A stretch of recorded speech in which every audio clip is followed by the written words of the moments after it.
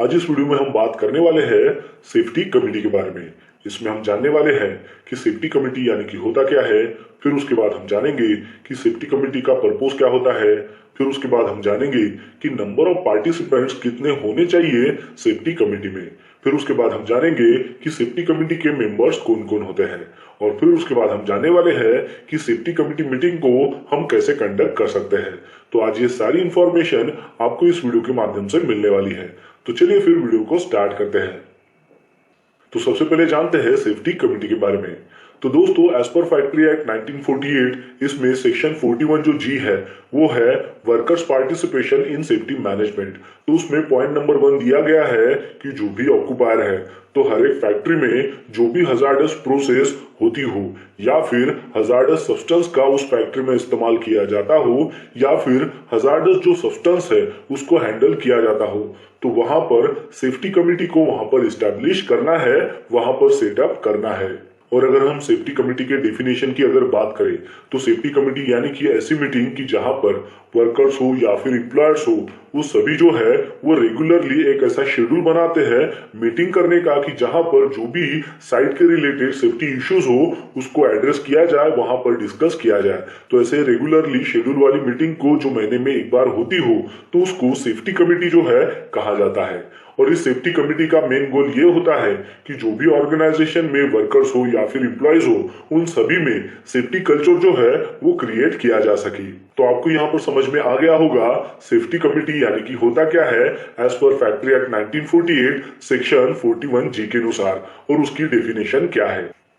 चलिए अब जानते हैं कि सेफ्टी कमेटी का मेन पर्पस क्या होता है। तो सेफ्टी कमेटी का मेन पर्पस ये होता है कि सेफ्टी कमेटी के जरिए हम प्रमोट कर सके वर्क प्लेस के हेल्थ एंड सेफ्टी को, वो भी वर्कर और एम्प्लॉय के बीच में, और फिर उसको मेंटेन करना होता है। फिर उसके बाद का सेकंड पर्पस है कि ट्रेनिंग के जरिए हो या फिर अवेयरनेस के जरिए हो मैनेजर्स को, इंजीनियर्स को, सुपरवाइजर्स को या फिर एम्प्लॉयज को एजुकेट किया जा सके, क्योंकि ये जो है ये प्राइमरी रिस्पॉन्सिबल होते हैं वर्क प्लेस के एक्सीडेंट को प्रिवेंट करने के लिए। तो ये भी इसका मेन पर्पस होता है। फिर उसके बाद का पॉइंट है कि हेल्थ एंड सेफ्टी के जो भी प्रॉब्लम्स है और फिर उसके ऊपर जो भी पॉसिबल सॉल्यूशन निकलते हो तो उसके ऊपर डिस्कशन किया जा सके। तो ये भी इसका मेन पर्पस है। फिर उसके बाद का पॉइंट है कि साइट पर जो भी हेल्थ एंड सेफ्टी इश्यूज हो या फिर नए कोई स्टैंडर्ड्स हो, रिसर्च हो या फिर कुछ फाइंडिंग्स हो तो उसके बारे में भी सुपरवाइजर हो या फिर एम्प्लॉयज हो उनको इंफॉर्मेशन देनी होती है, उनको एजुकेट करना होता है। तो ये भी एक मेन पर्पस होता है सेफ्टी कमेटी का। तो इस तरीके से आपको सेफ्टी कमेटी का मेन पर्पस क्या होता है उसके बारे में पता चल गया होगा। चलिए अब जानते हैं कि नंबर ऑफ पार्टिसिपेंट्स कितने होने चाहिए सेफ्टी कमेटी में। तो दोस्तों, as per factory act 1948 section 41 जी जो है workers participation in safety management, तो उसमें पॉइंट नंबर 1 में दिया गया है कि सेफ्टी कमेटी में इक्वल नंबर ऑफ रिप्रेजेंटेटिव होने चाहिए वर्कर्स के और मैनेजमेंट के भी।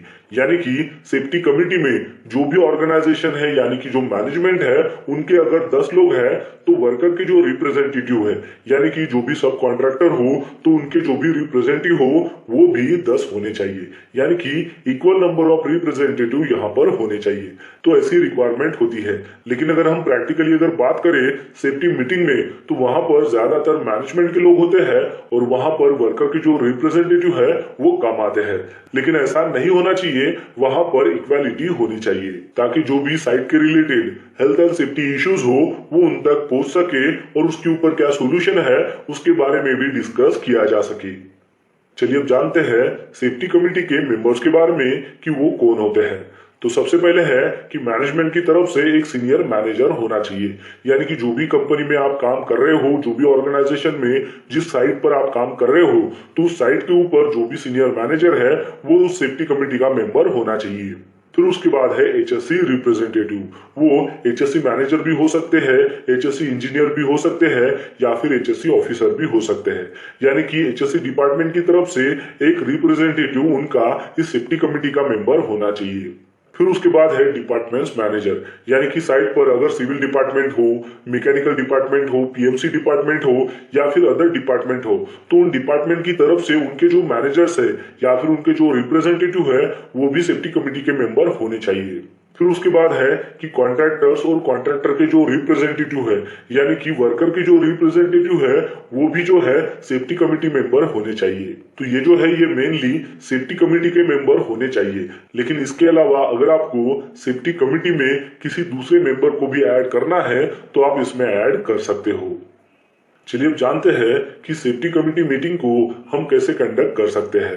तो दोस्तों, जब भी आप किसी ऑर्गेनाइजेशन में किसी साइट पर अगर काम कर रहे हो तो सबसे पहले आपको उस साइट के ऊपर सेफ्टी कमेटी टीम जो है यानी कि सेफ्टी कमेटी के जो मेंबर्स है उनको फॉर्म करना होता है, उनको क्रिएट करना होता है। अब ये सेफ्टी कमेटी टीम यानी कि सेफ्टी मेंबर्स कौन है, तो उसमें हर एक जो डिपार्टमेंट है उनके जो हेड है या फिर उनके जो रिप्रेजेंटेटिव है, जैसे कि एचएससी डिपार्टमेंट हो गया, सिविल डिपार्टमेंट हो, मैकेनिकल डिपार्टमेंट हो, स्टोर डिपार्टमेंट हो और जो भी आपके साइट पर डिपार्टमेंट हो, तो उस डिपार्टमेंट के जो हेड है या फिर उनके जो रिप्रेजेंटेटिव है वो इस कमेटी के मेंबर हो सकते हैं। इसके अलावा project manager, plant incharge, engineer, supervisor ये भी कमेटी के मेंबर होते हैं। तो इन सभी मेंबर्स को साथ में लेकर आपको सेफ्टी कमेटी टीम जो है वो फॉर्म करनी होती है। फिर जब आपकी ये सेफ्टी कमेटी टीम बन जाती है तो उसका ऑफिशियल एक जो मेल है वो हर एक डिपार्टमेंट को आपको भेजना होता है और उस मेल में आपको ये इन्फॉर्मेशन देनी होती है कि सेफ्टी कमेटी टीम जो है हमने यहाँ पर फॉर्म की है, जिसमें आप जो है इस सेफ्टी कमेटी टीम के मेंबर्स हो और इसके तहत सेफ्टी कमेटी जो मीटिंग है वो कब होने वाली है, उसका टाइम क्या है, उसका एग्जैक्ट लोकेशन क्या है। तो ये सारी इंफॉर्मेशन आपको मेल के जरिए हर एक डिपार्टमेंट को भेजनी होती है। फिर उसके बाद जिस दिन सेफ्टी कमेटी मीटिंग होती है तो उस सेफ्टी कमेटी मीटिंग में आपको सेफ्टी रिलेटेड जो भी पॉइंट्स है साइट के यानी कि जो भी अनसेफ एक्ट हो, अनसेफ कंडीशंस हो जो साइट के ऊपर हो चुकी हो या फिर नियर मिस हो चुका हो या फिर कोई इंसिडेंट हुआ हो या फिर एक्सीडेंट हुआ हो, तो उसके बारे में इस सेफ्टी कमेटी मीटिंग में डिस्कस किया जाता है। सेफ्टी कमेटी मीटिंग में जब ये डिस्कशन होता है कि सेफ्टी रिलेटेड ये सारे पॉइंट्स है, तो वो जो सारे पॉइंट्स है यानी कि जो भी ऑब्जर्वेशंस है वो अगर ओपन है और उसको क्लोज करना है, तो जिस डिपार्टमेंट की तरफ से ये जो पॉइंट्स है ये ऑब्जर्वेशंस ओपन है तो उस डिपार्टमेंट को आपको बोलना होता है कि ये जो ऑब्जर्वेशन है आपकी ओर से ओपन है तो इसको आपको क्लोज करना है। तो उनकी तरफ से आपको एक टारगेट डेट जो है वो लेनी होती है कि उस टारगेट डेट तक उस डिपार्टमेंट को उस ऑब्जर्वेशन को क्लोज करना होता है। एग्जाम्पल के तौर पर एक एक्सकैवेशन है और उसका हार्ड वैलिडेशन जो है वो नहीं हुआ है, तो वो जो है वो सिविल डिपार्टमेंट के अंडर आता है। तो उस सिविल डिपार्टमेंट को आप बोल सकते हो कि उस एक्सकैवेशन का हार्ड वैलिडेशन नहीं हुआ है, वो पॉइंट अभी भी ओपन है। तो वो सिविल डिपार्टमेंट का जो भी रिप्रेजेंटेटिव वहां पर रहेगा वो आपको बताएगा कि वो आज उसको हार्ड वैलिडेशन करेगा या फिर कल करेगा, यानी कि जो भी टारगेट डेट वो आपको देगा वो वहां पर आपको मेंशन करना होता है। फिर उसके बाद मीटिंग में ये जो सारे सेफ्टी रिलेटेड पॉइंट्स हो या फिर ऑब्जर्वेशंस हो जो यहाँ पर डिस्कस किए गए हैं मीटिंग में, तो इन सभी पॉइंट्स को आपको एक ब्लैंक पेज हो, डायरी हो या फिर बुक हो, उसके ऊपर आपको लिखना है और जो भी रिस्पेक्टिव डिपार्टमेंट की तरफ से जो पॉइंट्स ओपन है तो उनकी तरफ से दी गई जो टारगेट डेट है वो भी उसमें आपको मेंशन करनी है। फिर उसके बाद है कि ये जो सेफ्टी कमेटी मीटिंग है तो इसको जिस मेंबर्स ने भी वहां पर अटेंड किया गया है तो उनकी वहां पर आपको एक अटेंडेंस शीट बनानी है और उसका आपको रिकॉर्ड रखना है। और फिर उसके बाद है कि सेफ्टी कमेटी मीटिंग खत्म होने के बाद जो भी आपने पॉइंट्स लिखे हुए हैं तो उन सभी पॉइंट्स का आपको मिनट्स ऑफ मीटिंग बनाना है, यानी कि उसका MOM बनाना है। और फिर उसके बाद जब आपका मिनट्स ऑफ मीटिंग बन जाता है तो वो जो मिनट्स ऑफ मीटिंग है उसको आपको हर एक जो कमेटी मेंबर्स है उन सभी को सेंड करना होता है। तो इस तरीके से आप जो है आपके साइट पर सेफ्टी कमेटी मीटिंग जो है वो कंडक्ट कर सकते हो। तो दोस्तों, आशा करता हूं कि आपको इस वीडियो के माध्यम से पता चल गया होगा सेफ्टी कमेटी के बारे में, जिसमें हमने जाना कि सेफ्टी कमेटी क्या होता है, उसका पर्पस क्या होता है, उसमें कितने पार्टिसिपेंट्स होने चाहिए, उसमें कौन मेंबर होते हैं और सेफ्टी कमेटी मीटिंग को हम कैसे कंडक्ट कर सकते हैं। तो बस आज के लिए इतना ही, मिलता है नेक्स्ट वीडियो में एक नए टॉपिक के साथ में। तब तक के लिए टेक केयर, बाय बाय।